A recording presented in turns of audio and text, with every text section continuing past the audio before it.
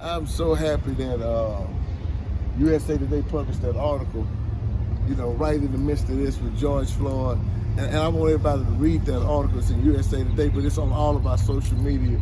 Because sometimes, man, people talk about it, but it's in this kind of moment that you got to be serious. I mean, it speaks to a great issue. It's not just me. It's myself and Brian Hunks, who's the CEO of Stand Together. Brian is a great guy. We know him.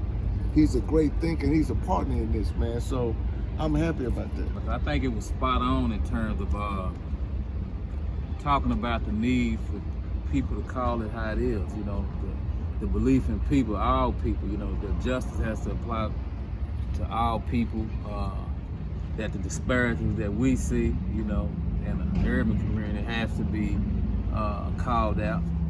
I think y'all did a great job on that, man. Yeah, it's not, see, this ain't the time, and people been asking us, hey man, what about the rage, and what about the violence, what about say, man, listen to me.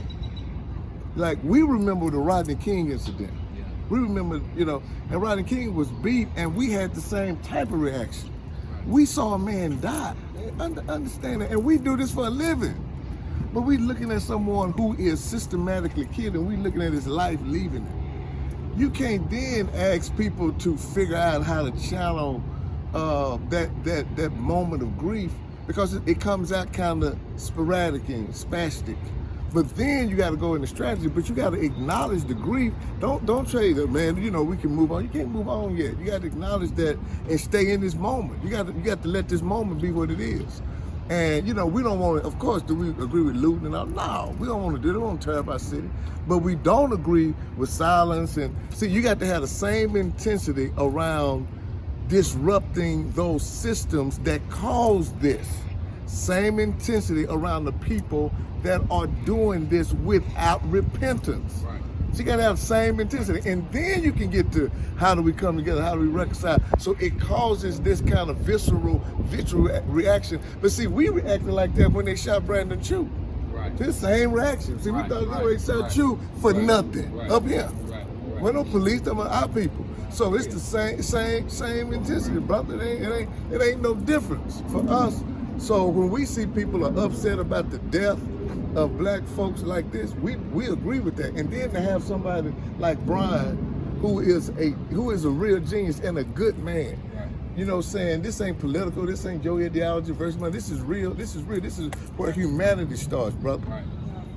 Straight up, straight down. We really not playing, bro. It's not. We ain't trying to win no points off of this. This is real. So you can't go back to normal when it's abnormal. Right.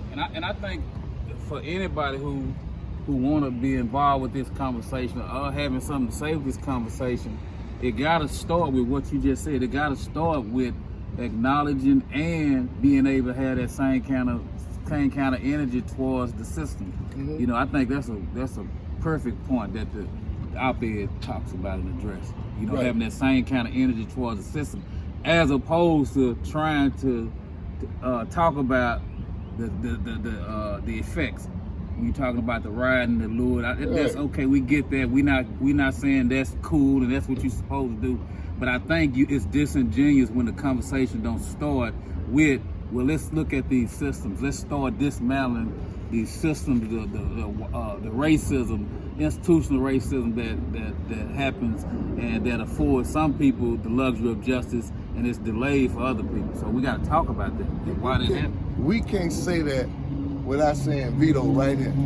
I want you to understand. See, because we've been saying this so long, sometimes it sounds like a hashtag. Yeah. Understand, man, they gave this man 60 years for something he didn't do. Did 21 years for something he did not do. And he out here trying to create, man, that's real. So if you don't think we don't understand the injustice of the system, you got to be crazy. Yeah.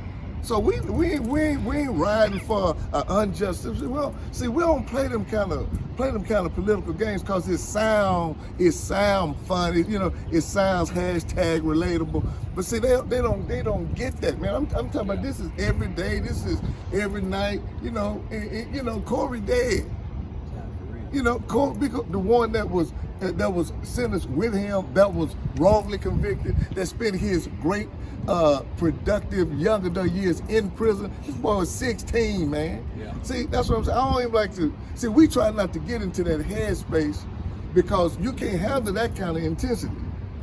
See, so yeah, it's go ahead. And I'm gonna say this because I understand that people get tired. Like you know, I understand what it means, what it feel like to be tired, really tired when you study fighting injustice. Like I have to live with doing, like he said, doing 21 years for something I didn't do.